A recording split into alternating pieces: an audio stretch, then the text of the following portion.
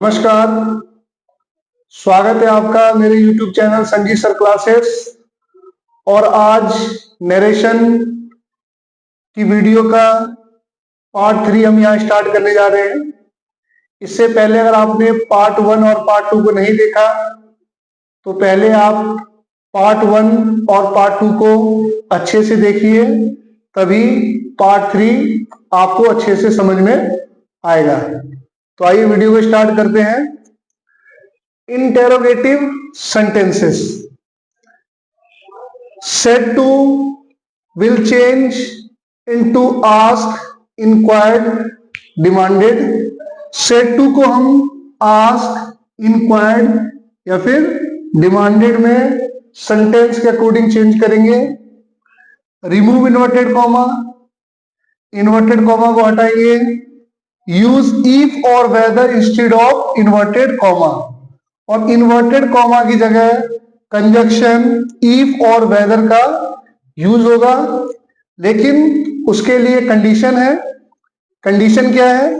If reported verb begins with helping verbs like is, am, are, was, were etcetera. कि अगर reported verb, मैंने narration के पहले video lecture में आपको रिपोर्टिंग वर्ब और रिपोर्टेड वर्ब के बारे में बताया।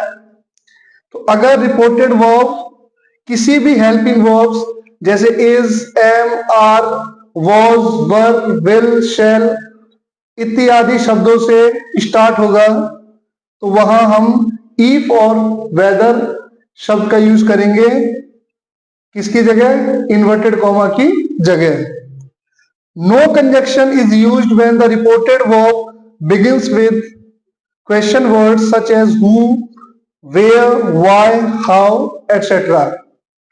यदि रिपोर्टेड वर्ब क्वेश्चन वर्ड्स जैसे कि who, where, why, how, what इत्यादि शब्दों से शुरू होंगे तो हम वहां पर इफ और वेदर का यूज नहीं करेंगे। तो आइए एग्जाम्पल के माध्यम से इसको अच्छे से समझते हैं। He said to me, what is your name? तो इनडायरेक्ट स्पीच में he said to की जगह यहां लिखेंगे हम asked me, remove inverted comma. कभी भी इनडायरेक्ट स्पीच में इन्वर्टेड कॉमा का यूज नहीं होता है, तो यहां हमने इन्वर्टेड कॉमा हटा दिया। लेकिन जो यहां हमारा डायरेक्ट स्पीच है वो डब्ल्यू क्वेश्चन वर्ड से स्टार्ट हो रहा है, वर्ड से, इसीलिए हमने यहाँ इफ और वेदर वर्ड का यूज नहीं किया है।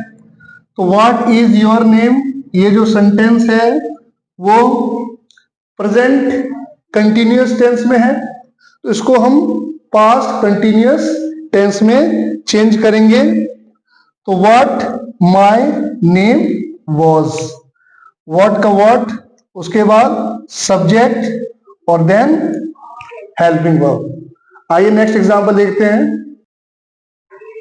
नेक्स्ट एग्जांपल है हमारा she said to me who are you. तो यहां इनडायरेक्ट वर्ड्स को चेंज करेंगे।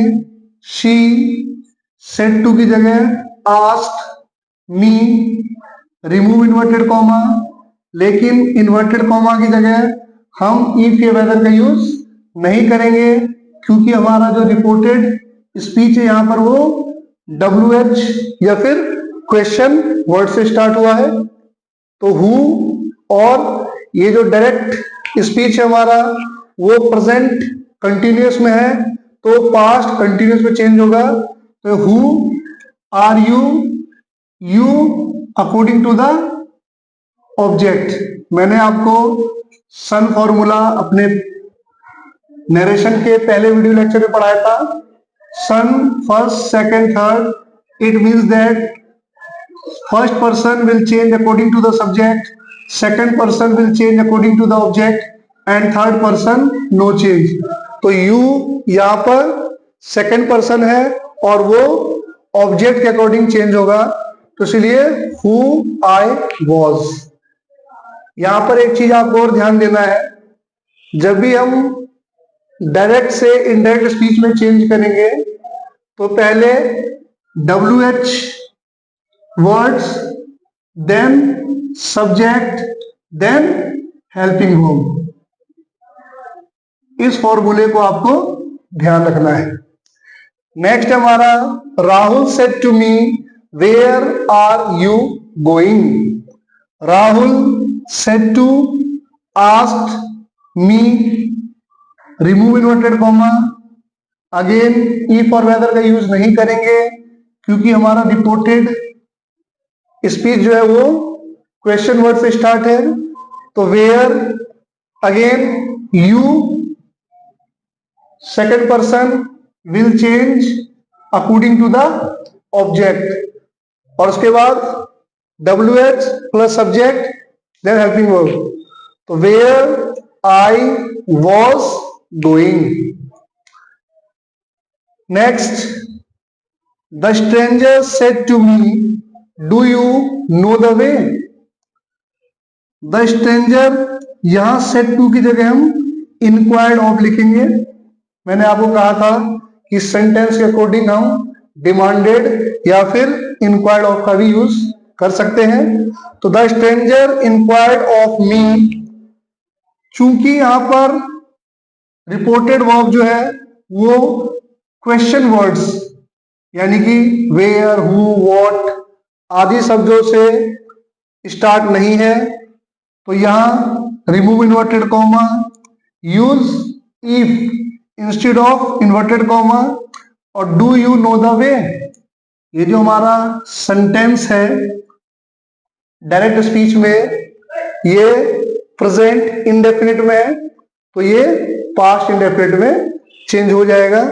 तो if I knew the way. I hope कि आपको अच्छे से समझ में आ रहा होगा। नेक्स्ट एग्जाम्पल हमारा, he said to Rita do you love me. तो ही सेड टू की जगह ask, Rita, remove inverted comma, use if instead of inverted comma. क्यों? क्योंकि हमारा रिपोर्टेड वर्ब जो है वो हेल्पिंग वर्ब से स्टार्ट है। तो डू यू लव मी, और ये जो सेंटेंस है हमारा वो अगेन प्रेजेंट इंडेफिनिट में है, तो ये पास्ट इंडेफिनिट में चेंज होगा। If you second person will change according to the object, if she loved him. Next example है, father said to me is Amit playing. So father said to की जगह ask, me, remove inverted comma, use if instead of inverted comma, क्योंकि हमारा reported speech जो है वो is, am, are helping verb से start है। Is, am, are, was, were, do, did, इनको हम हेल्पिंग वर्ब कहते हैं। तो इसलिए यहाँ पे इफ अमित वॉज प्लेइंग, क्योंकि जो हमारा सेंटेंस था डायरेक्ट स्पीच में वो प्रेजेंट कंटिन्यूअस में था, तो ये पास्ट कंटिन्यूअस में चेंज हो गया। तो आई होप इंटेरोगेटिव की ये सीरीज आपको समझ में आ गई होगी। अब आगे बढ़ते हैं। नेक्स्ट है हमारा इंपेरेटिव सेंटेंस। यहां सेड टू को चेंज करेंगे, रिक्वेस्टेड, ऑर्डर, कमांडेड, एडवाइज्ड। हम सेंटेंस के अकॉर्डिंग इन वर्ड्स का यूज करेंगे। Remove inverted comma, inverted comma को हटाएंगे। Remove words like please and kindly. अगर हमें डायरेक्ट स्पीच में प्लीज और काइंडली जैसे शब्द लिखे मिलते हैं तो उन्हें इनडायरेक्ट स्पीच में इन शब्दों का यूज हम नहीं करेंगे, उसे हटा देंगे। Use to instead of inverted comma, और इन्वर्टेड कॉमा की जगह हम टू का यूज करेंगे। तो आइए एग्जाम्पल के माध्यम से इसको समझते हैं। I said to my son work hard for a better tomorrow. तो आई सेड टू माई सन, तो यहां सेंटेंस के अकॉर्डिंग आई एडवाइज्ड माय सन, या हमने सेड टू को सेंटेंस के अकॉर्डिंग एडवाइज में चेंज कर दिया, क्योंकि ये रिक्वेस्ट नहीं है, ऑर्डर नहीं है, कमांड नहीं है। एडवाइज, रिमूव इन्वर्टेड कॉमा और उसकी जगह हमने यहाँ टू का यूज किया है। तो I advised my son to work hard for a better tomorrow. Next है the teacher said to the students be quite.